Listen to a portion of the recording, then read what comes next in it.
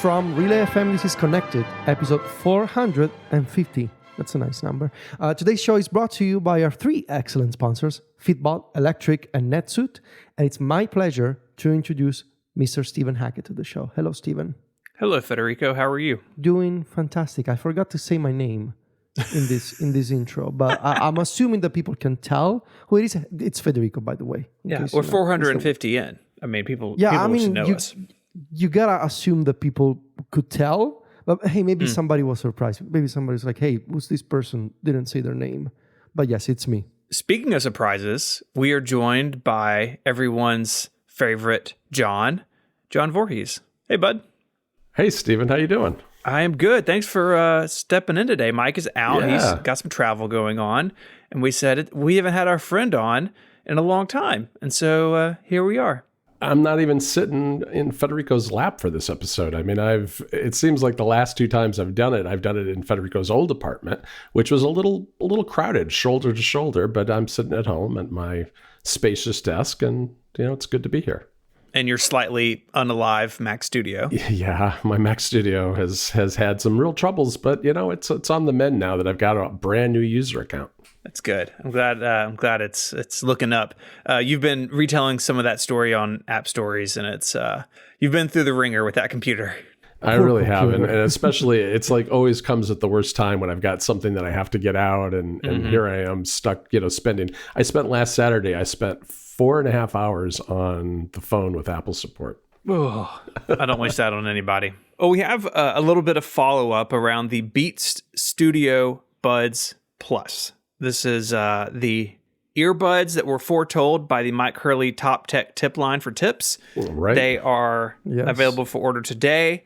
They are translucent. They look incredible. They are amazing, and I wish that Apple would make everything translucent, like in the good old days.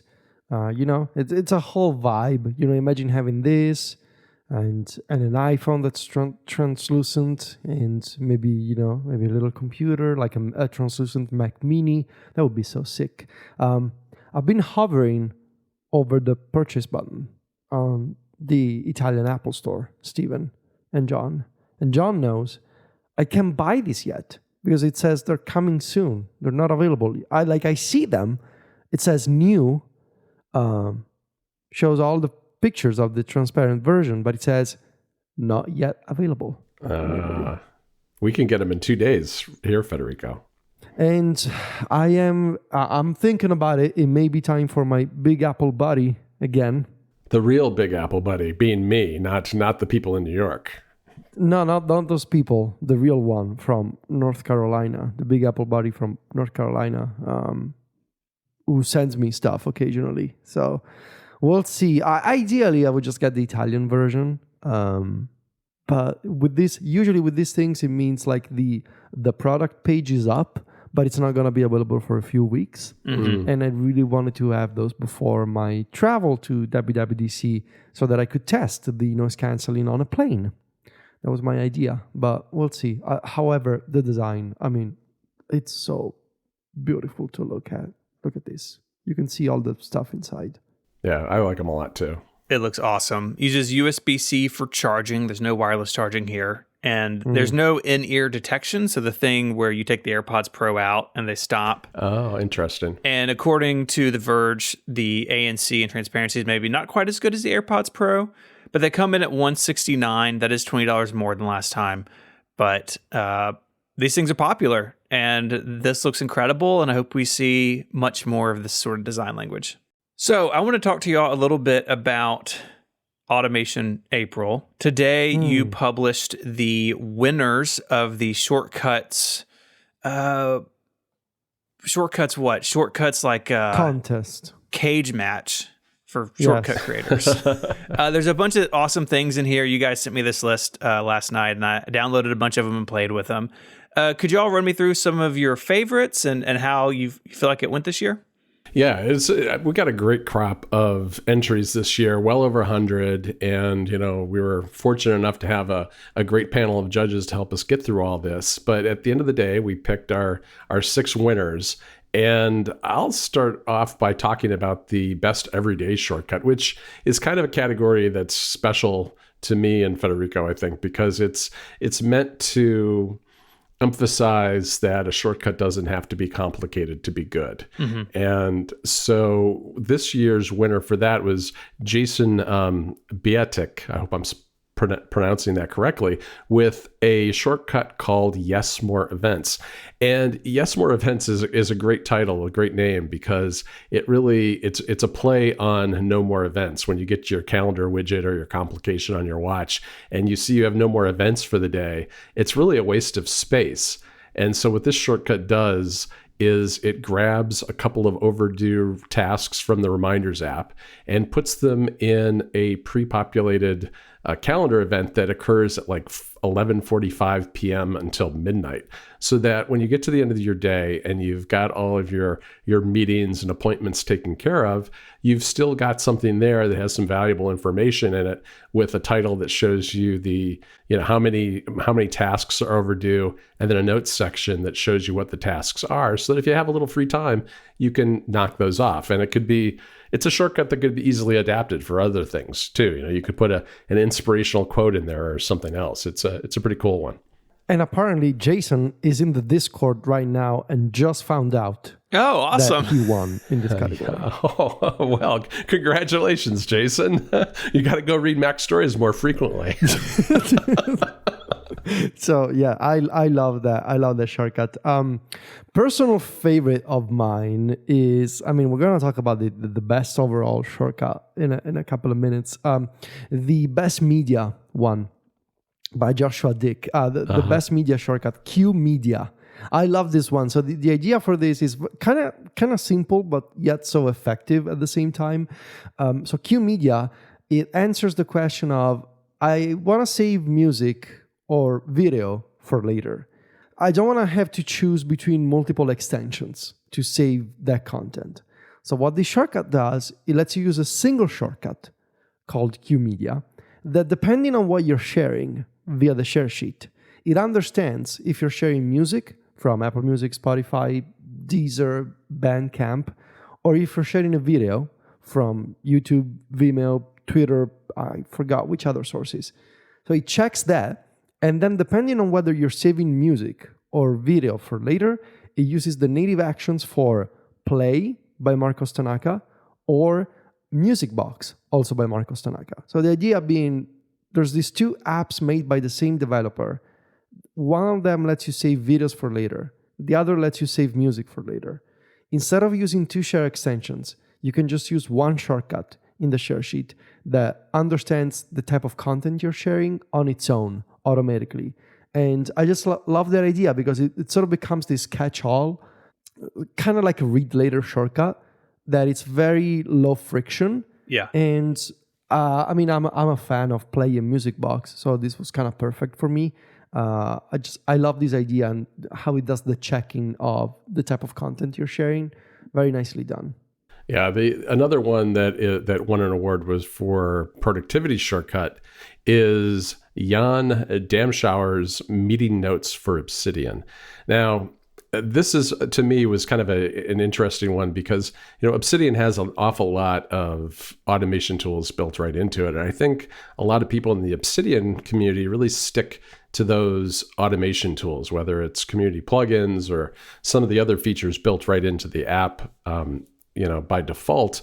But this uses shortcuts, and I've actually found myself that shortcuts is a great way to create templates, and that's what this shortcut does. It combines information from your calendar with text actions and generates a format for meeting notes with things like attendees, the date, the meeting title, and a place to take notes about it. So it just kind of pulls all that information together in one place, and then uses a community plugin called Advanced URI to save that to Obsidian, because the standard URL scheme for Obsidian doesn't have the ability to do that. Advanced URI allows for the creation of a note with content in it, because all that content gets encoded into the URL, then dropped into Obsidian, where it is saved in whatever folder you pick when you install the shortcut.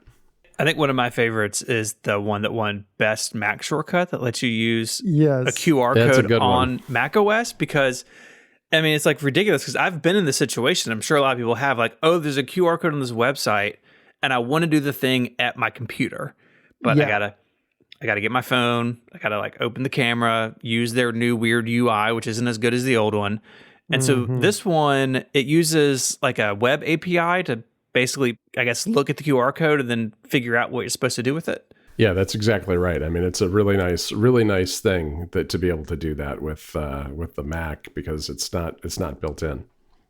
I want to talk about the best overall shortcut. So the best overall shortcut is called Inline Converter, and it's made by Dylan Mock. In fact, Dylan, Stephen, won last year for one of your favorite shortcuts, the Meme Maker shortcut. That one is very good. Right. That was very good. And Dylan won last year in the best everyday category and came back this year with Inline Converter, which is such a genius idea, I think. So Inline Converter was inspired by something that is missing on macOS, which is the inline unit conversion stuff that Apple added in iOS and iPadOS 16, but they didn't add it in macOS Ventura. I'm referring to the ability to just select any text on iOS, and if it contains like a unit of length or temperature or currencies, whatever, it automatically converts that for you. And even if you don't select the text, sometimes those stuff, those things, they get underlined. And so you can tap those, and it's like a data detector, and you got a little pop-up with your conversion. Excellent feature, but it's not on the Mac. And so Dylan had this idea for, well, what if I made a shortcut that sort of brought that functionality over to macOS? And it works beautifully in that you can select any text, and Inline Converter works as a quick action on macOS. So you will find it in the services menu. And for any text that matches units of length, weight, volume, temperature, and I forgot what else, you get a pop-up. After running the shortcut, you get a pop-up that says, here's all the values you may want to convert. Like, for example, when you convert Celsius, you get a pop-up with Celsius, Fahrenheit, and Kelvin temperatures. Sort of like it works on iOS. And the beautiful thing about this shortcut is that I mentioned macOS because it was designed for macOS, but you can totally use it on iOS and iPadOS. In fact, it's so fast to use, I pinned it to my iPad dock, and whenever I want to convert something quickly, I can just run the shortcut from there. And the beautiful part is Dylan did a lot of work to match all possible sort of permutations of how you may find units written down as text. So there's a lot of regular expressions in the shortcut. You never see any of this. You never see any of this complexity. But behind the scenes, Dylan did a lot of work to, for example, all the different ways you can spell and write centimeters. So it can be centimeter or centimeters or cm or cms. Could be with a space, without a space. And all those things are things that when you're writing regular expressions, it takes a lot of work. And it did all of this for all the 5, I believe, different categories of units that are supported. Yep. It's a beautiful work in terms of the structure and the code of the shortcut, with a very clear idea, with the flexibility of being able to say this works as a quick action on macOS, but it also works if you run it manually. It also works from Siri. It works from the share sheet. It works from a bunch of other places, and it's useful. It's actually a useful thing to have. So Dylan is one of the best shortcuts creators out there at the moment, I think. And so having this kind of recognition, I and John and the team of judges, we felt like, yeah, this is the one that should win it all this year. Yeah, it was a really great shortcut. I don't want to forget Tim Nahump, who won with the best health shortcut too. Oh, yes. Right? Yes. Action Health. That one is also very good. Yeah, Action Health is really good because it's built on a series of list actions, and it kicks off with allowing you to pick from a list to decide what workout you want to do, or whether you want to log water, caffeine, or your weight. And it's really pretty simple in that sense, but there was a lot of setup that went into it because it builds in a whole bunch bunch of different kinds of workouts that can be started directly from the shortcut. You can, at the outset, you can delete the workouts that you don't do because it's a really long list and narrow it down to just that was a cool feature. It's like, I'm never going to do an open water swim. I don't need it in here. Yeah, exactly. There's all, because it's got really everything in there, with emoji and everything to help make it easy to pick what you're doing. And this is a new category for us this year. We did HomeKit last year, which is a little bit hard to judge because sometimes it requires, particular hardware.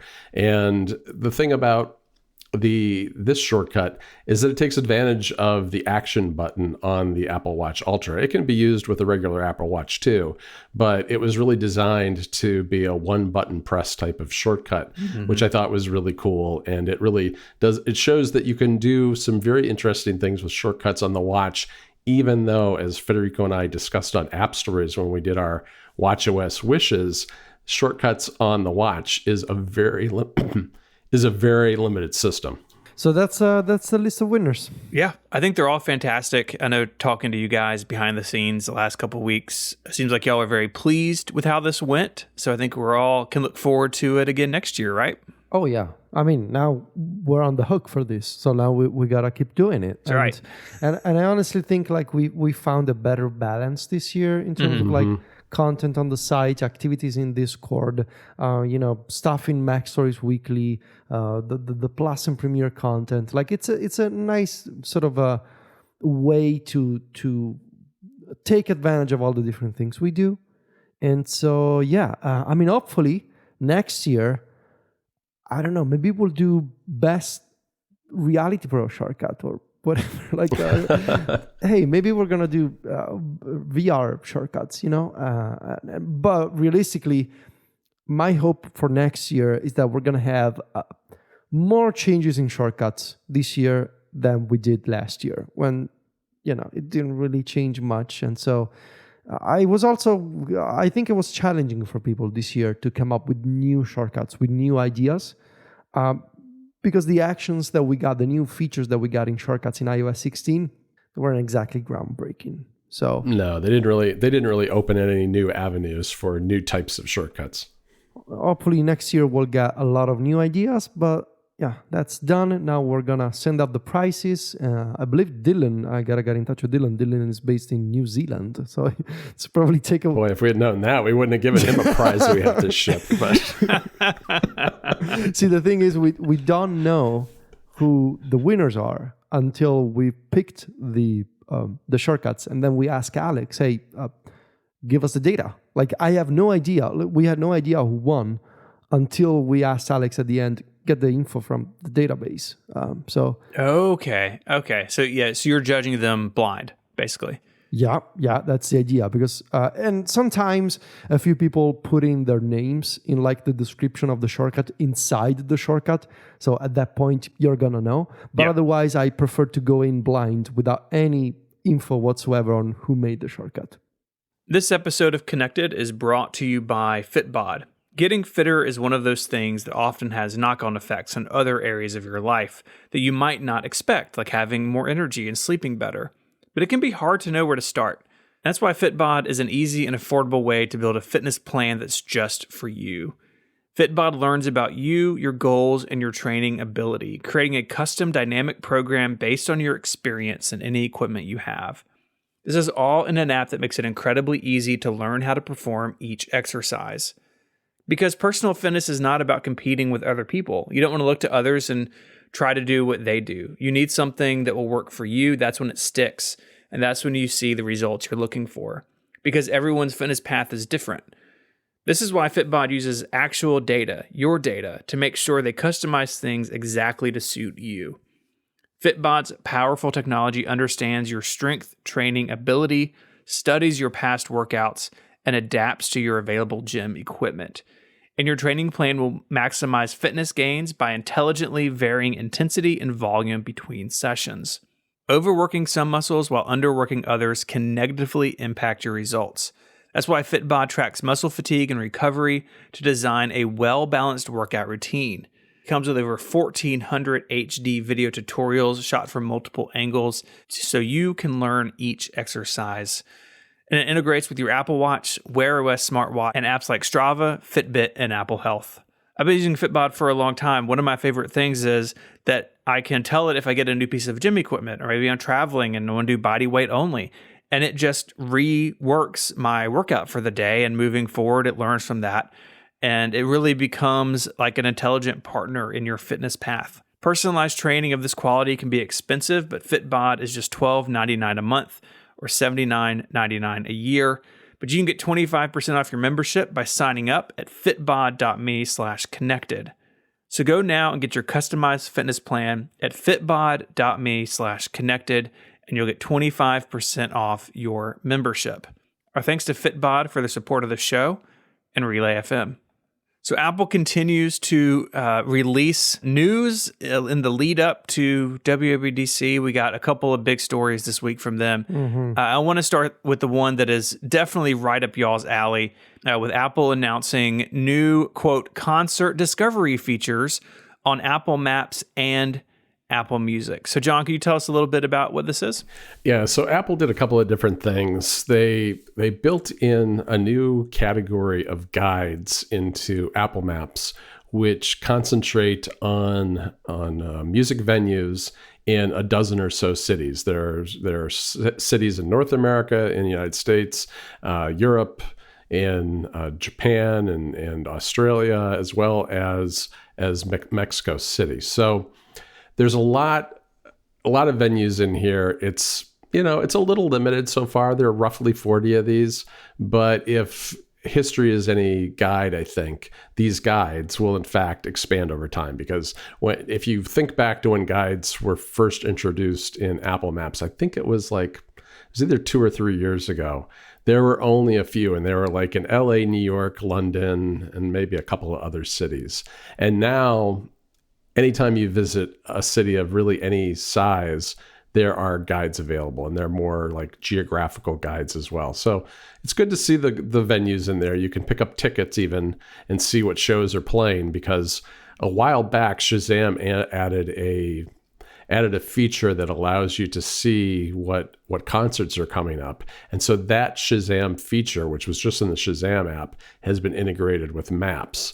And then the second component of this is the set lists, which are really kind of a new sort of playlist in Apple Music. It'll show big artists who are out on tour right now and compile a playlist, which I assume is presumably based on what they're playing in concert.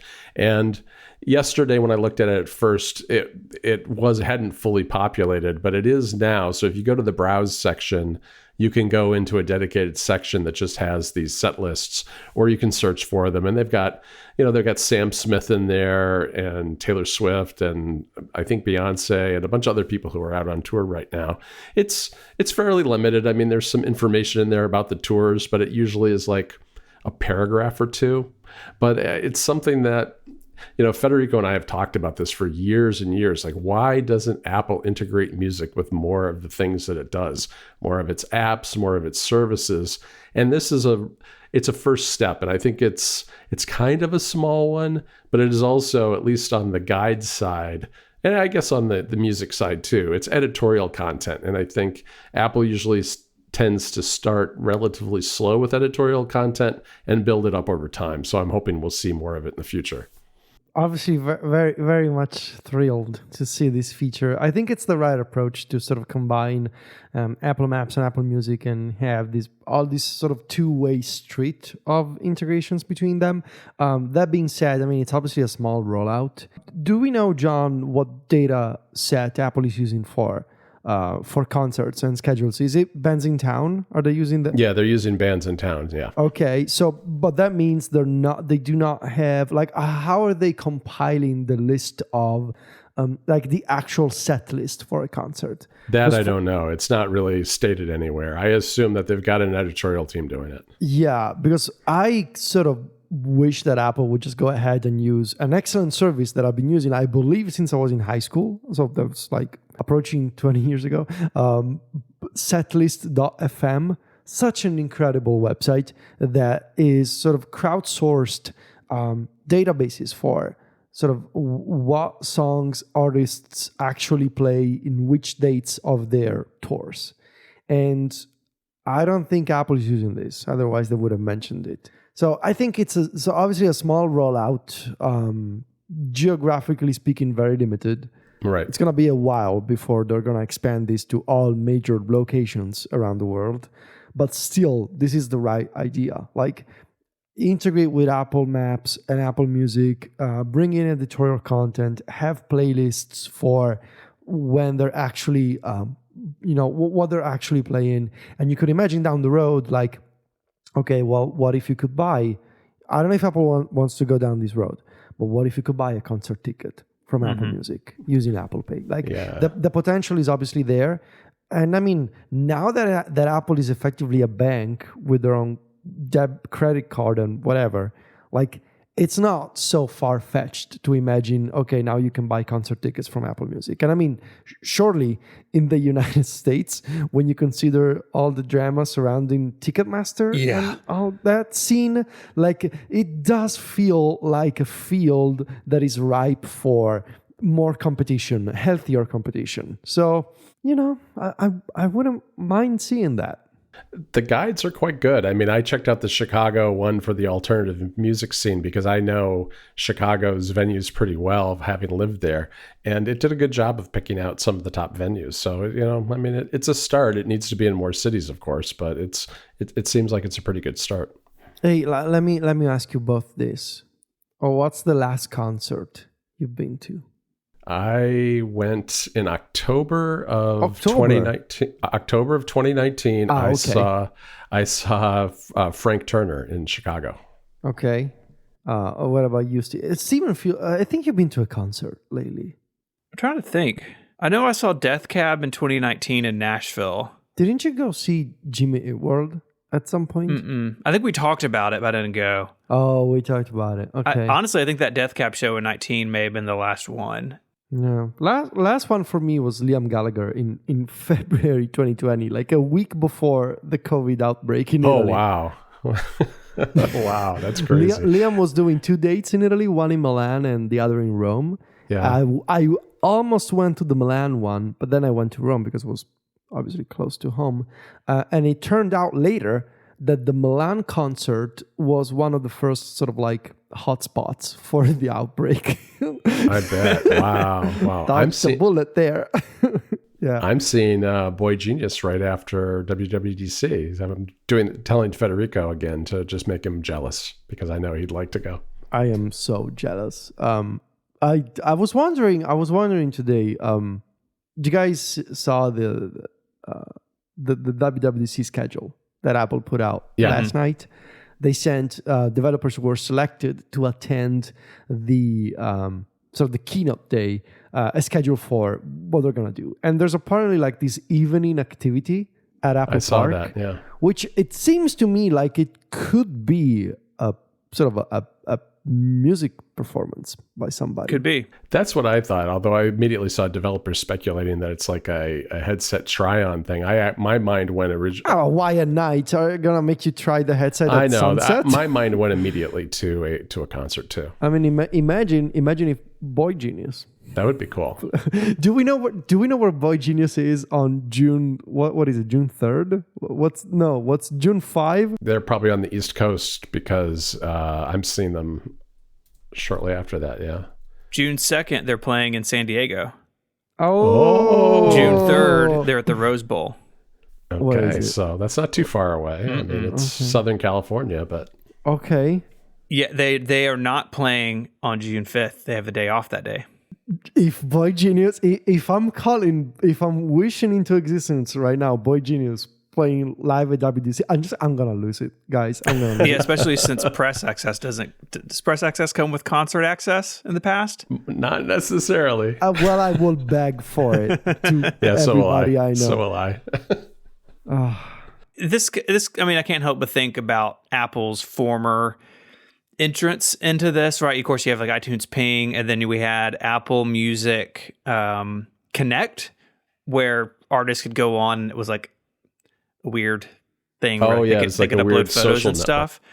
Clearly, that neither of those worked, right? And this by having Apple and its partners do it and not necessarily relying on artists to like have their PR person log into Apple Music Connect on the web and upload photos, right? Like that was all probably a terrible experience. This seems, while much smaller in scope, at least at this point, that's pretty exciting. But again, it's 10 cities worldwide right now. So they're starting small, but it makes sense to pull these different platforms together, right? That you have maps and music and like some Shazam stuff maybe. And Apple has these different services and apps, and they don't always really like know about each other. Yeah. And I think this is a really interesting way to sort of like cross-pollinate things a little bit more than they've done before. Yeah, next up, and I've been saying this for forever at this point, next up should really be news. Like when I'm imagine if I'm using Apple Music, we talked about this on the show. Imagine if I'm using music and I'm like, to keep that example, imagine if I'm like in the album page for The Record by Boy Genius, and there's a little expandable section at the bottom that is a curated list from Apple News for reviews for the album. Like that could be useful. That could be fun. So I don't know. We'll see. But I agree that music is such like there's so many different things you could do with it: concerts, merch, editorial content, podcasts. Right? There's a whole other aspect of why are the Zane Lowe interviews and some of the other some of the other presenter interviews, why are they so hard to find in Apple Music and subscribe to? Yeah. So it also feels like there's definitely potential for having a better podcast integration with Apple Music than what we have right now, which is like effectively right now you have those interviews are like any other music content, except they're not. They're not music. They're content about music. Yeah, I think Jason's complained about how they're presented in the app. Yeah, it's like those should be those are more similar to video channels or podcasts than a music album, and yet you discover them and you interact with them as if it was another piece of music content in Apple Music, and I think that's wrong. That's the wrong approach. Yeah. So there's a lot that Apple could do to sort of cross-pollinate between services, and maybe this is the beginning of something. Maybe it's just a one-off thing, but I hope it's not. This episode of Connected is brought to you by Electric. Turning a small business into an empire takes work. You have to keep your ear to the ground for things that will help you take it to the next level. But this can be hard when your attention is pulled in different directions. That's just the reality of being a business owner. The team over at Electric knows that small businesses, maybe like yours, face these challenges. And that's why they're on hand to help with time-consuming parts of your business, like standardized device security, with best-in-class device management software, so you can implement best practices across the board and be ready to scale. Employee onboarding and offboarding can be done for you, saving you an average of 8 hours per request. Electric can help you with having just a single point of visibility into your IT environment to control your devices, networks, and applications, simplifying reporting that allows you to achieve and maintain compliance. If you're hearing this and you think your company could use some of the above services, but you're not sure where to start, Electric's experts will guide you through the process of establishing standardized IT processes for your organization. This stuff is just a reality as your company grows. We've definitely been through this where in the beginning, just Mike and I would just do things, right? But as we've grown, we've had to formalize things. We've had to bring other people on board. And if you're struggling with the technology in your business, Electric can be a great partner to help with that load. For Connected listeners, Electric is offering a free pair of Beats Solo 3 headphones for taking a qualified meeting. Just go to electric.ai/connected. That's electric.ai/connected for a free pair of Beats Solo 3 headphones for scheduling a meeting. Our thanks to Electric for their support of the show and Relay FM. The other big bit of news out of Apple this week came with Accessibility Awareness Day, which is this week. And Apple is previewing some features that will come later this year. So assumingly in the next versions of iOS, iPadOS, macOS, etc. And there's really quite a few things in here, maybe half a dozen features or so. And I thought we could walk through them, starting with assistive access, which is a new customizable UI for the iPhone and iPad. So users with cognitive disabilities can lighten the load of using their favorite apps. And Apple has a lot of screenshots, examples of this. They're in your story as well, John.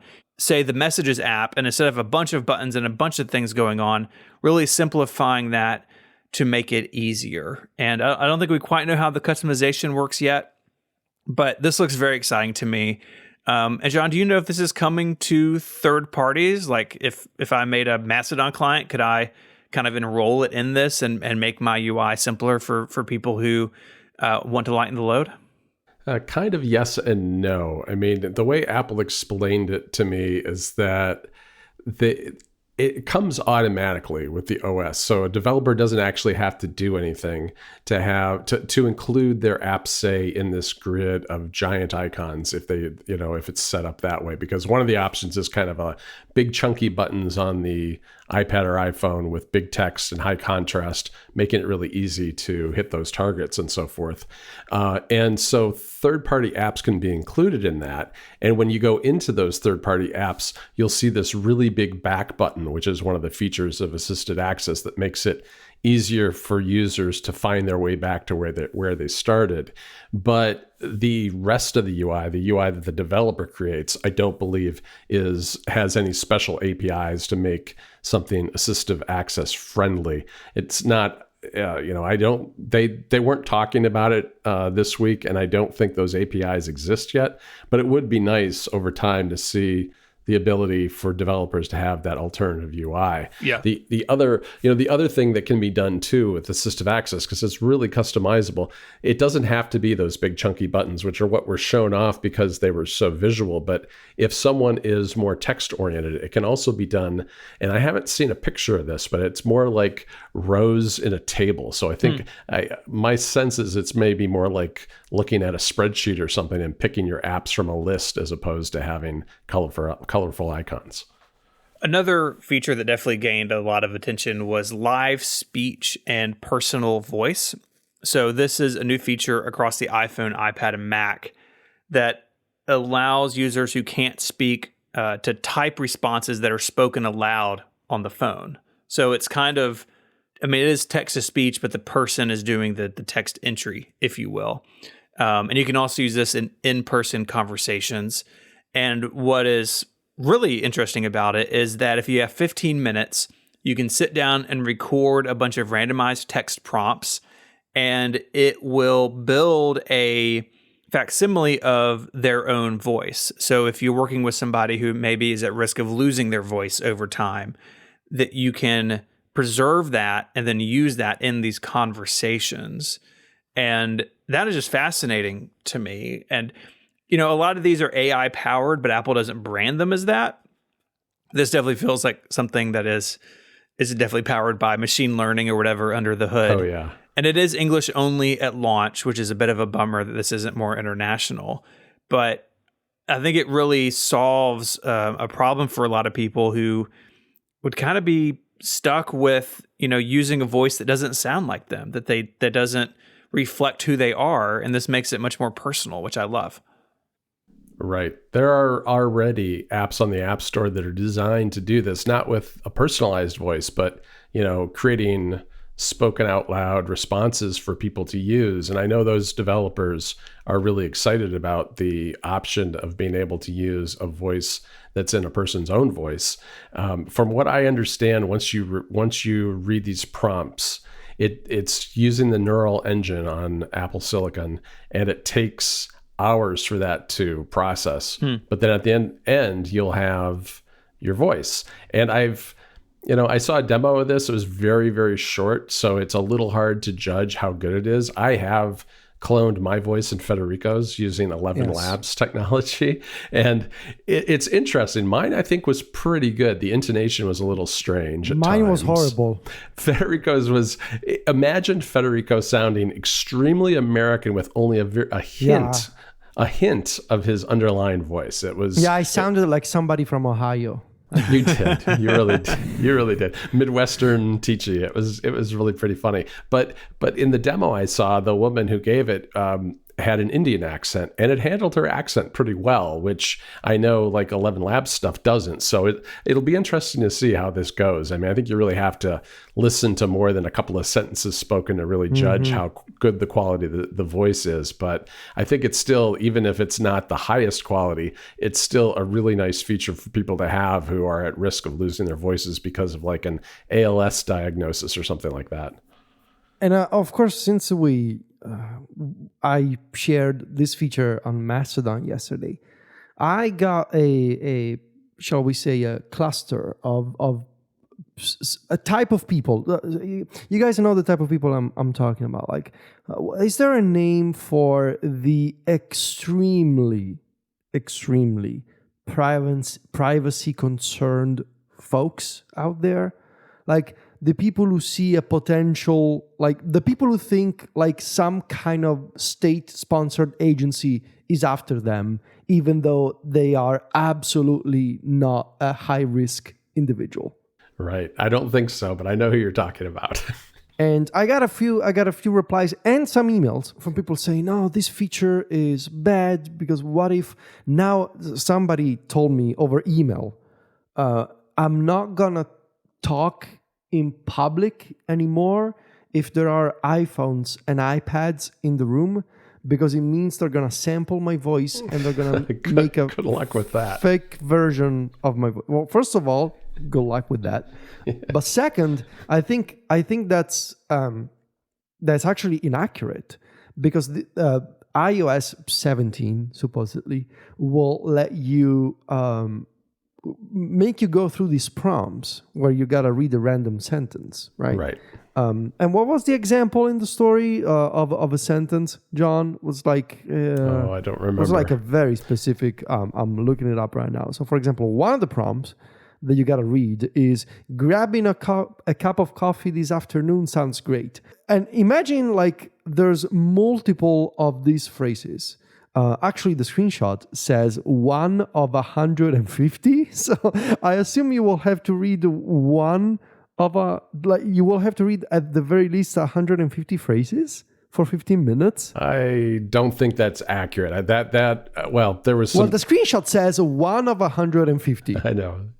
That question was asked during the briefings, and it was not clear whether it was actually 150. It's like 15 minutes. But let's say that we have, I don't know, let's say 30. We have 30 phrases that you need to read that are totally random. Like maybe another phrase will be, yes, I think I will need to go out with an umbrella. Somebody, if they really wanted to, quote unquote, steal your voice, they will need to sort of social engineer you into speaking these random phrases, even though they're totally disconnected from each other, in a public setting with their iPhone out recording your voice. And so, I mean, you could probably tell if somebody is starting you asking questions that would generate this exact phrase as a response. It's impossible, right? No, you see, it's impossible for somebody to sort of find a way to clone your voice without you knowing. So I think that concern is kind of silly, and it is with Apple. I think it's a real concern potentially with other tools. I mean, I think it is. Yes. With 11 Labs, I mean, I cloned your voice and I didn't ask your permission, and it did a very bad job. And I did that for $5. You can sign up for $5 to generate a voice. You can generate up to 3 or 4 of them, I think. So there are tools out there to do this for very inexpensively. Voices are cheap these days. They are. You gotta wonder why people pay for podcasts. Hey, we'll just have to. Keep paying. We'll just write scripts and have them go through the voices. No, don't tell him that, John. GetConnectedPro.co, and keep paying for the show if you are. Thank you.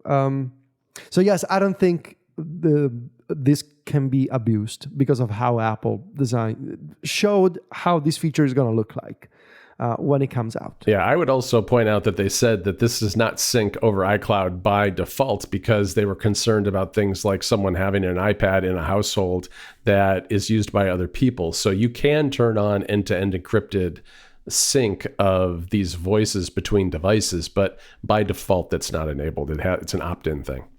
Something that I found very impressive, and we had a a video in the story as well. And John, you gotta understand, Stephen, that John is so fancy these days. He got the briefing and I didn't. So, but Jay, very, very high-end, fancy Apple Press member.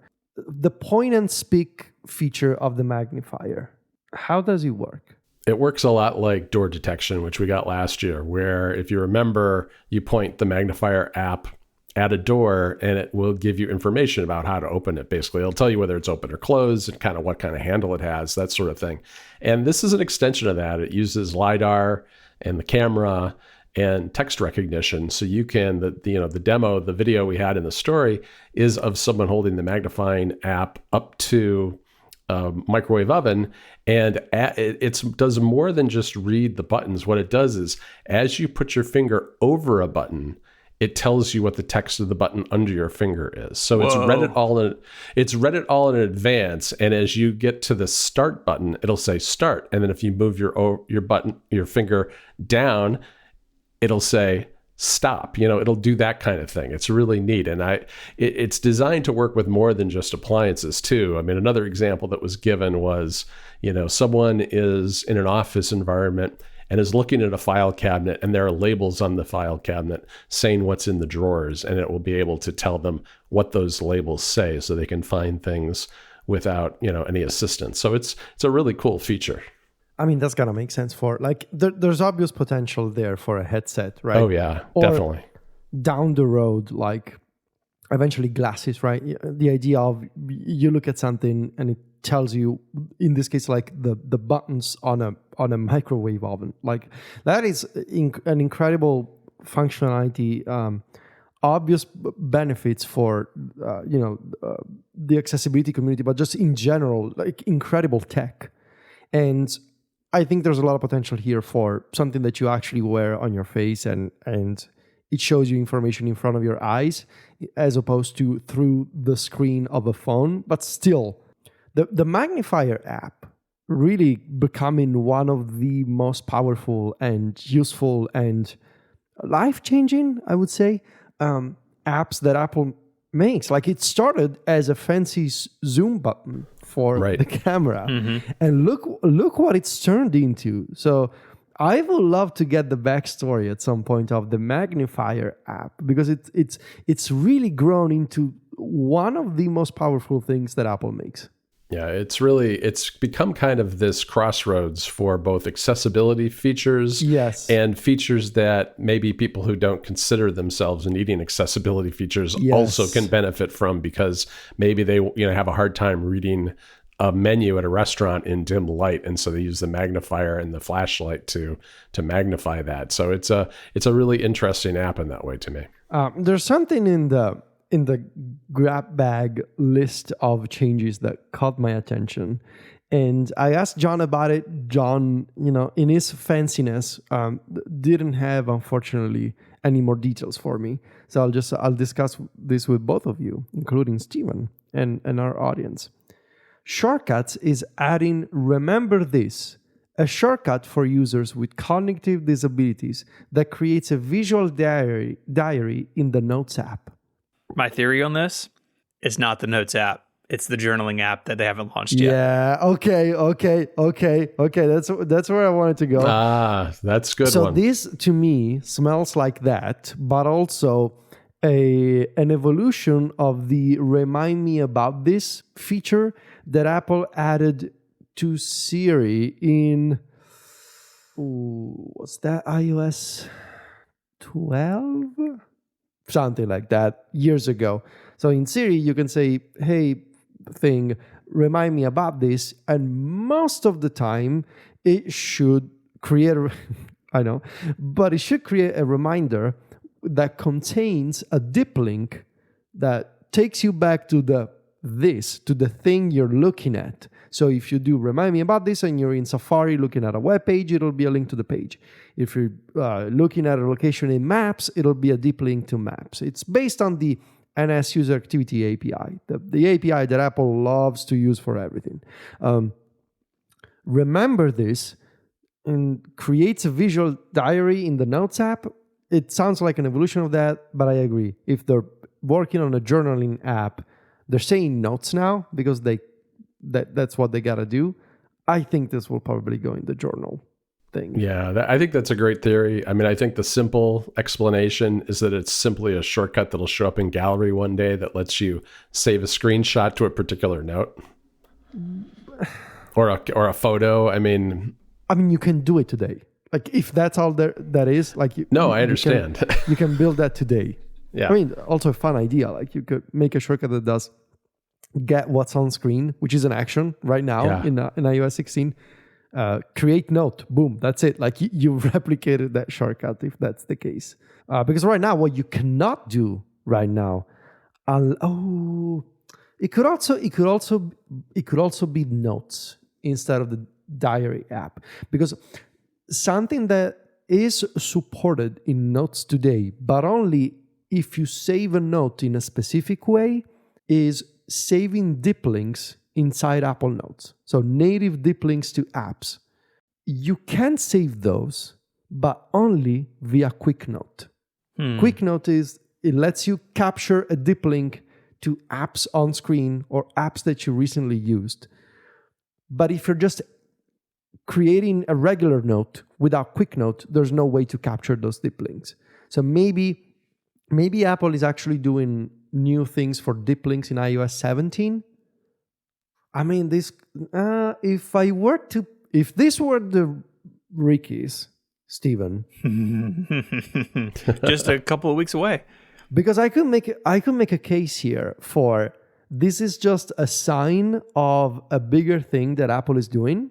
In iOS 17, they're going to let you create dip links manually for whatever you want.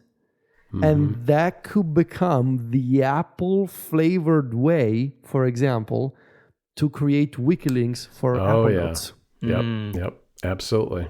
Because if they're going to do that feature, like you may have seen it in Obsidian, in Craft, in Notion, that could be a very Apple way to do it. Like, it's not a wiki link, it's a deep link. Magic link, whatever they're going to call it.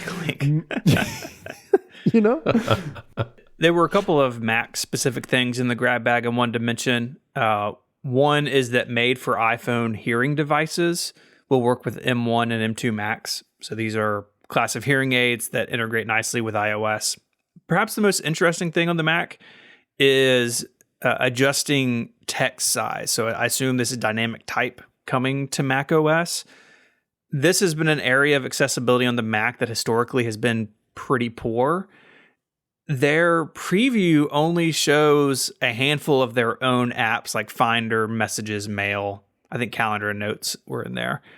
But there's a lot of question about, is this going to be something system-wide? Because as many ways to do text in an app on iOS as there are, on the Mac there's even more. And we've all been in a situation where like you want to use dynamic text or you want to help somebody set it up, and like the one app they really need it in, it doesn't support it very well, or it's like very clearly broken. They didn't really test it.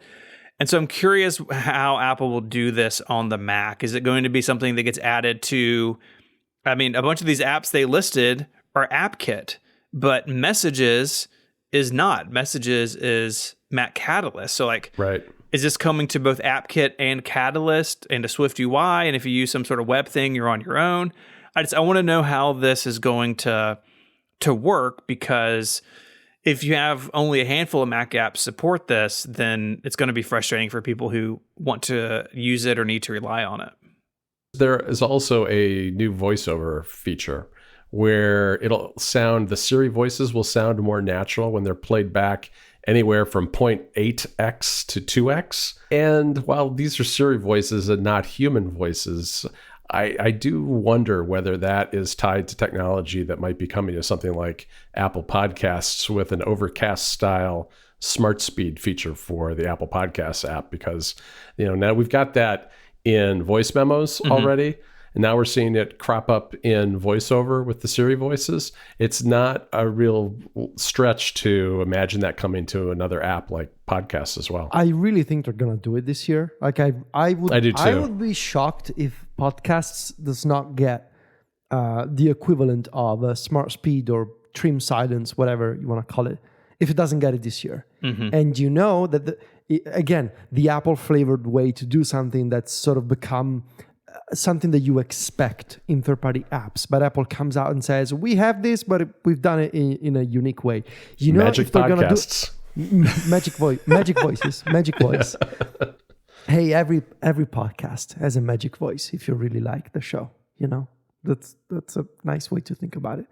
But if they're gonna do it, they're gonna say, this is all done by the neural engine on device, and we analyze the voices and we make them sound even better, so that you can enjoy your favorite shows even more, thanks to the power of the neural engine, and it's all done on device as you listen to podcasts. They don't even need to be downloaded, like something like that.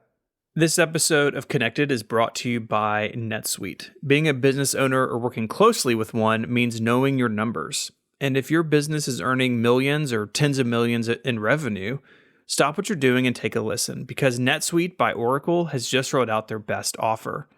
NetSuite gives you the visibility and control you need to make better decisions more quickly. And for the first time in NetSuite's 22 years as the #1 cloud financial system, you can defer payments of a full NetSuite implementation for 6 months.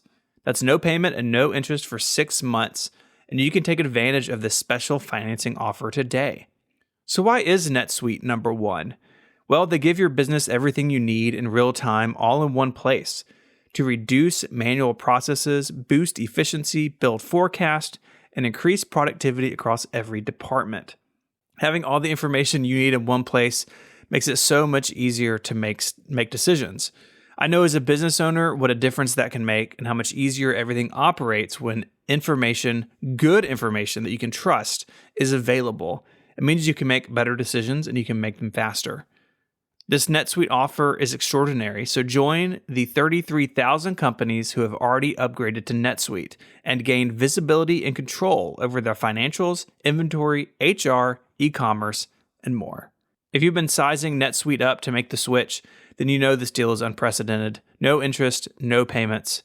Take advantage of this special offer by going to netsuite.com/connected. That's NETSUITE, netsuite.com/connected, to get visibility and control you need to weather any storm. Our thanks to NetSuite for their support of the show and Relay FM. Hey, before we talk about this thing you put in the notes, Stephen, this is not in the notes, but I have a couple of things I want to share, and the first one is a confession. Ooh. I like Stage Manager now. On the Mac. There you go. Yeah, I felt that one coming. This all started because John was making a case. So you were saying before the show, Stephen, that John and I have a kind of like a toxic relationship, and in a way we kind of do, but it's the good toxic. You know, it's not the bad one. It's that sort of relationship where like John tells me, hey, you should check this out, and I spend a bunch of money, and I do, and sometimes I like it and other times I don't.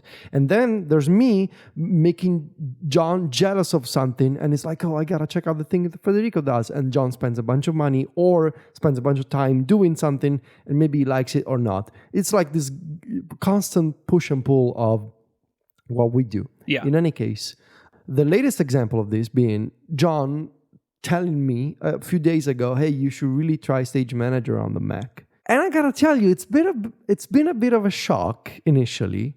And there's plenty of things that I would change. But I just had a moment as we were recording this when it did something that made sense. And I was like, that's actually kind of nice. I don't know. I feel like it makes a lot more sense. It makes a lot more sense on the Mac than iPadOS, where you don't have the limitations of 4 windows per workspace. You have the total control over the resizing. So it's like that great combination of the multitasking and multi-windowing you already know and love, but with this little sort of guardrails around it, with this little structure around it, that even though it's not perfect, I feel like it's a much better pill to swallow than Stage Manager on iPadOS. Yeah, I figured it would appeal to your organizational side. Yes, that's exactly what I'm liking about it, because I like to organize things. It makes me feel good. to organize things, both digitally and like in the physical realm. But yes, yeah. Stephen, do you use it? No, I gave it a shot Okay. early on, and I haven't revisited it. So, I've got, what am I using? I think I'm using Magnet right now as my window management thing, because I like the keyboard shortcuts it has. But I don't know. Maybe I need to give it another shot. Yeah, I mean, it's like Federico said, it really does need a lot of work. I mean, it's very frustrating that it's so mechanical to have to set up your stages in the first place. Yeah. But especially if you're working in just a handful of apps for a long period of time, it's pretty nice then. And, it needs shortcut support. It needs keyboard shortcuts. It needs a lot of stuff, but it's not nearly... It needs a lot. Yeah. It's just not as frustrating, though, as it is on the iPad. On the iPad, I feel like I have handcuffs on, especially as soon as I try to use an external display. With the Mac, it's an annoyance, but it's also that there's a benefit to it, too, because I've been using it full time, really, since the betas last summer. I think part of it, I just turned it on, and the immediate thing I hate is all the animation. Yes. Like, so how I use my Mac, like things overlap a lot. And I do have, I run Quitter by our friend Marco, and it will hide apps. I don't have it quit apps, but I have it hide apps that are in the background over time. So over time, things slowly go away, some things, but all the like zooming in and out and going back and forth, I just don't need. Yeah, I feel like they need to calm down with these animations. Like, we get it. You're Apple, you're capable of making these beautiful animations. And I'm sure, like I get it. Like, you want to be proud of those. And look, we all are. We think you do a great job, but like, it's fine. Like, make it, maybe these animations... Maybe I don't know. Maybe an idea for power users could be that maybe animations, they're like people. They age over time, and over time you stop seeing them because like they're not. Those animations are not as young as they used to be when you first started using stage managers. Maybe like like a year into using a particular feature, you don't see the animations anymore because they aged, and now you don't need to see it. In any case, they need to calm down with the animations. You gotta be able to label the workspaces in the strip on the left. You gotta be able to make like fixed presets for here's my podcasting workspace. And you can do that with spaces to a degree. You can. Right? You can say, always open this app in this space, even this space on this display. And I would like all of those things to be true, but the biggest one is the animation, especially on a studio display, right? It's like a giant Chrome window came swinging back in. It's like, okay. It's a lot of swooshing and swooping all around. It's like, okay. Yeah, it's a very swoopy UI for sure. Yes, it's like, okay, here we go again. It's animating. It's coming into view. It just happened to me. But I feel like there's a lot more to potentially salvage here than iPadOS if I guess Apple has chosen, because by this time macOS 14, as I've decided to call it, macOS Skyline. I'm convinced that will be the name. I don't have any insider information. There is no such thing as a tip line. I also don't want it. It feels like too much pressure in my life. Is Skyline a place in California? That's what I asked him. Well, it's a registered trademark. Oh, it's a neighborhood in San Diego, it looks like. There you go. macOS Skyline. I am convinced. I don't have any insider information. macOS Skyline. I like the sound of it. Oh, yes. By this time, things are locked. And they're done, decided. right? They're done. They're done. They're probably already using beta 2 of whatever they're building. But if Apple decided to put in the work, I think there's plenty they could do with Stage Manager on the Mac. There's a lot they should do with Stage Manager on iPadOS. But I'm liking the organization, and just a few minutes ago, I was clicking a link, and it took me briefly into another workspace, and then when I was done, it took me back into my previous workspace. And yes, I could use fewer animations. I could use some general speed up of the whole thing, but it's nicer than iPadOS.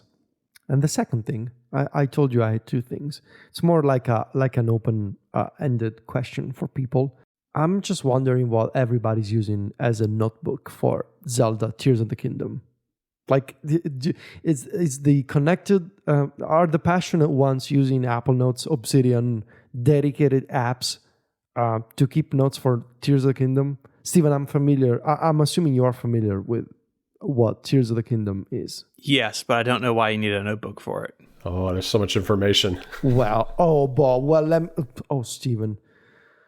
Yes, for these games like Elden Ring, do you know what Elden Ring is? Yes. Okay, so for these massive games that have tons of side quests and collectible items and things you gotta do, you gotta keep a note, like a little note. You gotta do something. In fact, Steam on PC is getting like a native note-taking feature, which is genius. Yeah, they're getting like in the Steam overlay, they're adding like a built-in note-taking thing, which is genius because like that notepad will sync across all of your devices, including eventually on the Steam Deck. So if you're playing something on PC and you take a note, and later on the Steam Deck you find the same note. But Zelda is on Nintendo Switch, of course, and right now I'm using Apple Notes. Just because it allows me very quickly to either put down a link or some text or a screenshot of what I'm doing in the game. But I'm sure that people have other systems for this. And so if you're playing Zelda and you're taking notes about Zelda and you think you have a good system for taking your notes and saving locations on the map or whatever, let me know. Because, I'm looking for that sort of solution. I got nothing for you, Tichy. Other than I know you've got nothing because you've just been wandering around. You haven't done anything in this game. I wandered out into the mountains and didn't even play the game. I just, wandered the countryside, fighting people and using up all my resources. But yeah, that's me. Before we go, I wanted to talk to y'all about a story. It was linked on Mac Stories a while ago, and now it's sort of available to everybody, where with Phone Link, which is an app for Microsoft, you can use iMessage from a PC. I think y'all have been playing with this, and I'm curious how it works and how it's working out. There's a lot of limitations in this feature. I've been using it for a while. It is convenient. I'll give you that. It is It's better to have it than to not have it, for sure. It's useful if you're on PC and you have a paired iPhone.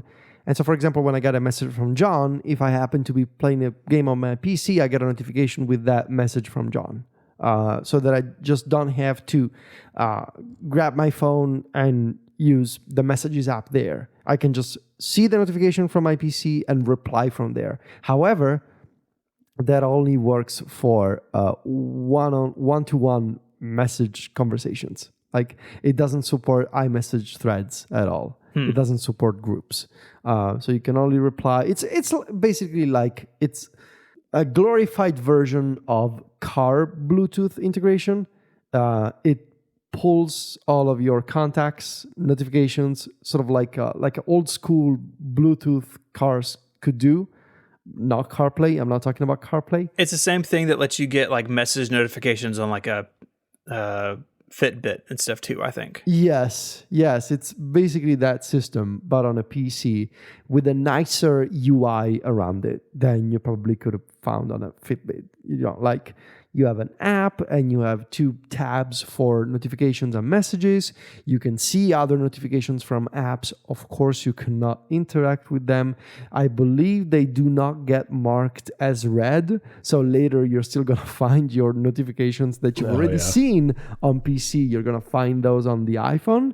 But still, given the limitations, it's nice to have. And I think it's a clever workaround and I don't think we're gonna get any more than this. I don't think it's in Apple's top priority list to say, we need to have better support for Windows 11 computers for messages and notifications. So given the Bluetooth nature of it all, it's pretty okay. It's all right. It's a nice way to get notifications and to reply to the occasional message from your Windows PC. So it doesn't sound like it's going to let people get the full iMessage experience. And No, absolutely not. No. Yeah, it's more of a gap filler. It sounds like, really, like as you said, Federico, when you happen to be on your PC and maybe your phone's not around or you don't want to grab your phone, you can fire off a quick message. Something funny that it does, I guess, because of like security concerns. If I'm on PC and via this app, I send a URL to John. Correct me if I'm wrong, John, but I believe that by default, that URL does not expand into a rich link. You gotta say tap preview. Oh, that's why I've been getting those. All right, now I understand. Yeah. I think you're right, because I've noticed that with you, that sometimes I get those and they don't expand out. It'll just be, like the tap to preview. It says tap to preview. Right. I think, or they do not get a preview at all. But yeah, they kind of work, but not as they would normally work with, iMessage to iMessage from an Apple device. Yeah. It always brings up conversations of iMessage on Android, and I think we all just kind of understand that Apple's not going to do that, right? But why would they? Right? iMessage is a huge lock-in factor for their ecosystem. Exactly. Like even beyond the security concerns of using RCS or whatever Google is asking about, even beyond that. So setting those concerns aside for a minute, from a pure business perspective, why would you? When it's become the thing to be a blue bubble in iMessage conversations. It's such a huge lock-in effect, much more so than iCloud or Apple Music. None of those services matter anymore for the lock-in effect. No, it's all about iMessage, and so why would you give that up? Yep, not until you're forced to, I guess, right? I mean, that's really what it comes down to. Yes, yeah. Cool. Well, that about does it for this week. Before we let you go, a reminder that we are in annual specials season here at Relay FM, where a bunch of our shows publish into the crossover feed that all of our members have access to. The Connected special is up there. Genius is there. I think the Pen Addict is this week. A bunch of good stuff coming. So if you are a member, be sure to check that out. And if you're not, now is a great time to join. Connected Pro is a longer ad-free version of the show each and every week. It's just $5 a month or $50 a year. We'd love to have you join. Mike is gone, so we don't care, where you can find him on the internet. But if you want to follow Federico, he's the editor-in-chief of MacStories.net, and he is on mastodon.macstories.net as Vitici. You can find me at 512pixels.net, and I'm on Mac Power Users every Sunday here on Relay FM. John, where can people find you? Well, you can always find me, of course, at macstories.net, and on Mastodon, I'm John Voorhees, my full name. Awesome. I'd like to thank our sponsors this week. They are Fitbod, Electric, and NetSuite. And until next time, guys, say goodbye. Arrivederci. See you later. Bye, y'all.